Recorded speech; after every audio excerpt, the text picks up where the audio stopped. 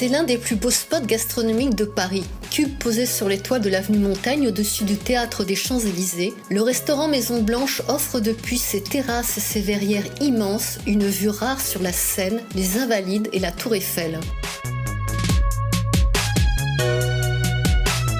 Au milieu de ces icônes architecturales, on distingue la toute nouvelle cathédrale orthodoxe.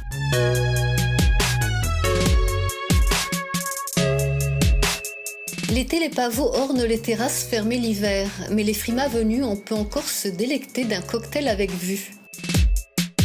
Pour mémoire gastronomique, rappelons que Maison Blanche a été choisie dans la sélection L'Assiette Michelin. En 2015, le chef cosmopolite Fabrice Giraud met la main sur les fourneaux. La définition de la cuisine, pour moi, c'est transformer les ingrédients, les aliments en plats pour faire plaisir aux gens. Mes sources d'inspiration, je les trouve au quotidien, de partout. Bien sûr, certains grands chefs avec qui j'ai travaillé, mais surtout une couleur, une odeur, une photo, un ingrédient qui me plaît, et surtout des produits de saison, quoi, pour avoir la pleine maturité et le goût des choses. C'est important. Les produits que je préfère cuisiner, c'est les produits de saison. Pourquoi ? Parce qu'il y a le goût. Là, en ce moment, on utilise de la courgette violon, niçoise. Donc elle vient du pays niçois. On l'a fait en marmelade pour accompagner notre sol. Sinon aussi, je vais vous préparer tout à l'heure un ragoût d'artichaut violet de Provence, tourné. Ça, c'est la pleine saison, c'est super sympa. Avec du chèvre de Monsieur Fabre de Touraine. C'est un super producteur aussi. On essaie de trouver les bons ingrédients à maturité. C'est le goût, quoi, la cuisine aussi. Vous vous doutez bien avec mon accent que le sud prend une grosse partie de mes harmonies. L'huile d'olive, la tomate, les herbes fraîches. Et mes disruptions, je pense que les petites ponctuations d'épices de mes voyages, quoi, que j'ai introduit ça et là, comme par exemple la réduction de grenade de Turquie, c'est magnifique, c'est leur balsamique à eux, c'est le nar, ils appellent ça et tout, on met un peu dans des salades ou alors dans des sauces, ou bien la baie de Sancho de Chine, je suis resté 3 ans pour relever un bouillon ou un ragoût, voilà mes disruptions. La gastronomie française à l'étranger, je pense qu'elle a toujours son aura. Moi, quand j'étais à Istanbul, quand tu es un bon chef français, tu es réellement vénéré. Parce que moi, sur mes 5000 followers Facebook, il y en a une bonne moitié, ça doit être des Turcs et des Chinois. Mais qu'y aurait-il à améliorer pour faire changer, pour avancer les choses et tout? Je pense qu'on est capable, et on l'a montré, à réagir justement, à ne pas s'endormir sur nos lauriers. Quand j'ai commencé ce métier, c'était encore la fin de la cuisine nouvelle. Et c'était ce qu'on disait, pas grand chose dans l'assiette, puis des combinaisons, puis des cuissons un peu olé, ça je l'ai vécu.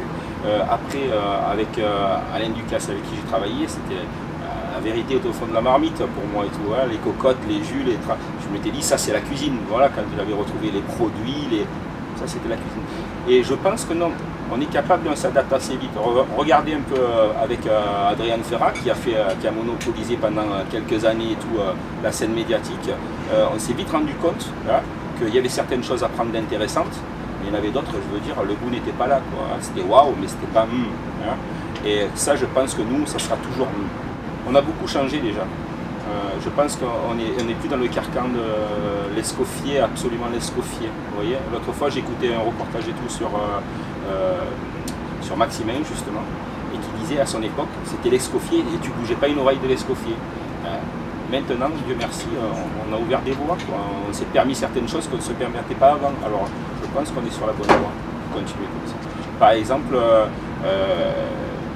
on a transformé certaines façons de faire, des jus un peu plus courts, on se permet d'utiliser certains produits semi-élaborés. Cette démarche des chefs d'une certaine réputation et tout, à travers la France, pour justement essayer de faire avancer les choses avec l'agriculture raisonnée, être moins brutal avec les animaux pour les tuer.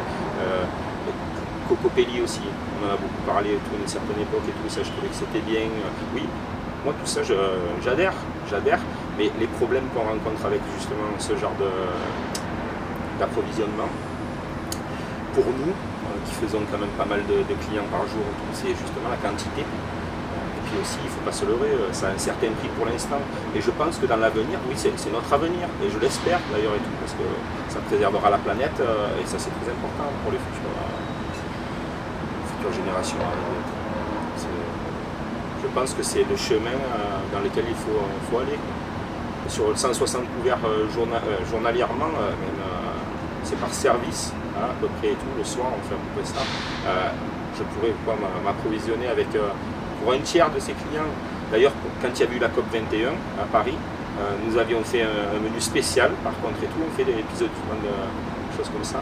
Et on avait acheté du porc francilien, on avait acheté aussi des escargots de la Butte, du cresson liénois, du miel de Rungis. C'est sympa, j'essaie toujours de toute façon, j'avais pris des œufs, la dernière carte on avait des œufs bio d'une ferme du coin, avec du casque pour ne parler que de lui. Il avait déjà compris que les légumes c'était primordial. Dans toute sa cuisine de Monaco jusqu'à Paris, jusqu'à Las Vegas ou alors à Tokyo, il y a des plats de légumes. Alors pour moi ça n'a jamais été un problème ou un engouement, ça a toujours été naturel, quoi. Et je sais qu'avec des légumes, on peut faire de super recettes. Donc pour moi, un chef qui aime la création, c'est pas un problème. Et c'est vrai que c'est pas systématique à la carte. Là, en ce moment, on a quelques produits qu'on transforme pour les personnes qui sont véganes, comme l'artichaut que je vous ai parlé, ou alors on a aussi de belles salades et tout, la salade Véronique, ou alors on a aussi le gazpacho de pêche et tomates ananas, voilà, vous voyez. Alors oui, non, on s'adapte, il n'y a aucun souci, on a toujours prévu. Petite leçon de cuisine par le chef lui-même. Alors là, c'est les artichauts en barigoule, comme je vous avais parlé précédemment. C'est les petits artichauts épineux de Provence qu'on tourne à la main. Tourner, c'est garder juste le cœur. Et qu'on cuit avec une garniture aromatique et du fond de légumes. Et là, vous voyez des belles tomates confites, du basilic et des olives tagache. Et là, j'ai rajouté la version carnivore des petits dés de jambon cebo espagnol. Et vous allez voir. On va les dresser comme ça. C'est un plat chaud.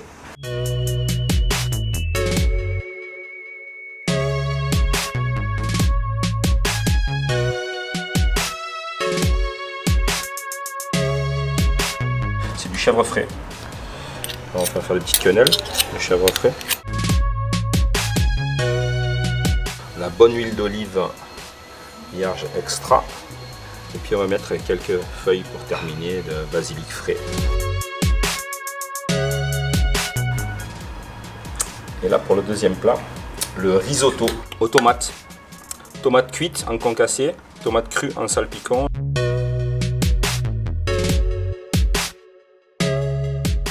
Quelques pétales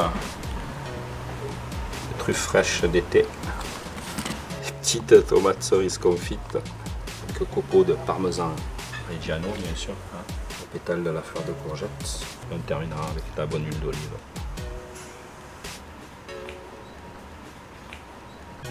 Et voilà, bon appétit.